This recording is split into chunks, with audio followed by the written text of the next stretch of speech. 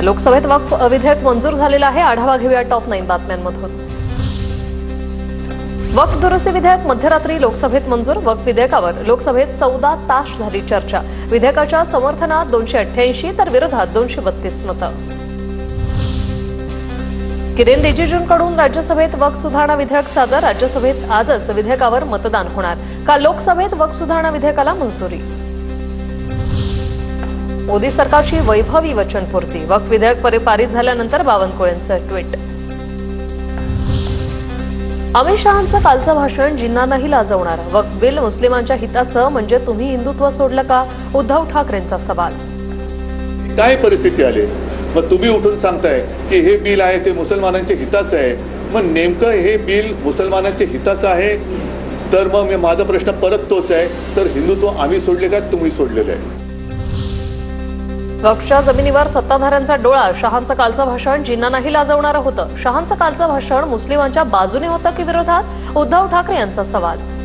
मुस्लिम समाजाचा कळवळा आणणारी भाषणं ही म्हणजे अतिशयोक्ती करायची झाली तर जिन्नांनाही लाजवेल अशी मुसलमानांची बाजू घेणारी भाषणं ही खुद्द अमित शहांपासून त्यांच्या सर्व मित्रपक्षांनी काल केलेली आहे।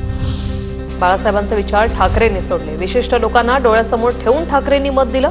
ठाकरेंनी महाराष्ट्राच्या जनतेचा अपमान केला। बावनकुळेंची प्रतिक्रिया। तर राऊतांना भाजपचा पंडुरोग झालाय। बावनकुळेंची राऊतांवर टीका।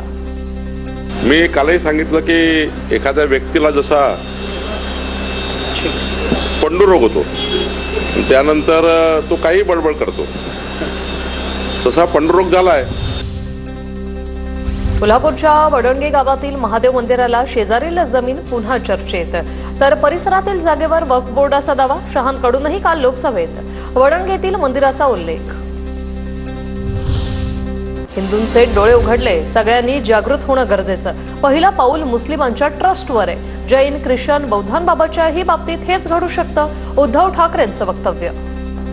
हिंदूंचे पण डोळे उघडले, उद्या जैनांचे टाकू शकतील, ख्रिश्चनांचे टाकतील, कारण त्यांच्याकडे पण संपत्ती आहे।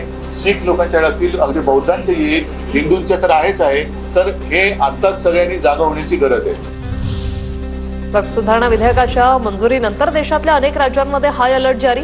पोलीस कर्मचाऱ्यांच्या सुट्ट्या उत्तर प्रदेश सरकारकडून रद्द। राजधानी दिल्लीतही हाय अलर्ट जारी।